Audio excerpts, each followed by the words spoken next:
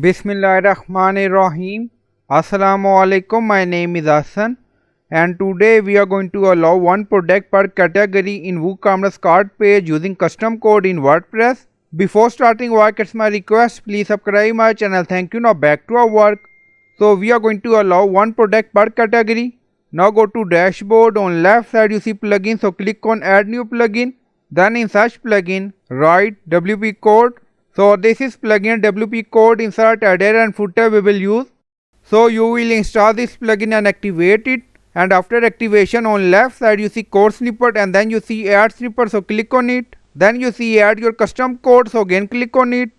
Now create custom snippet section open. Scroll down, you can add title here, then you see code preview. On right side you see code type, drop down, select PHP snippet. Now we are going to paste code, and you will find this code in video description or in comment section. Now in code you see custom message, only one product from a category is allowed in cart.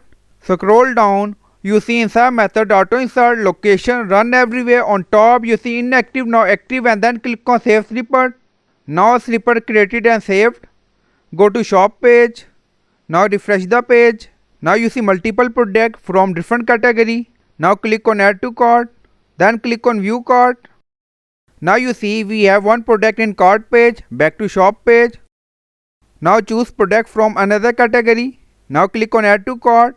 So this is our candle category. Now you see view cart. Go to cart page and refresh the page again. Now you see two product. Back to shop page. Now you see ceramic. Now click on add to cart. Now you see product is added to cart, but using custom code we allow only one product per category. Now go to cart page. Now you see ceramic bird. Now refresh the page.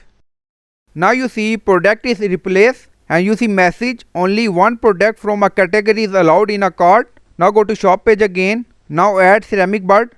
Click on add to cart. Now product added. Go to cart page. Now refresh the page.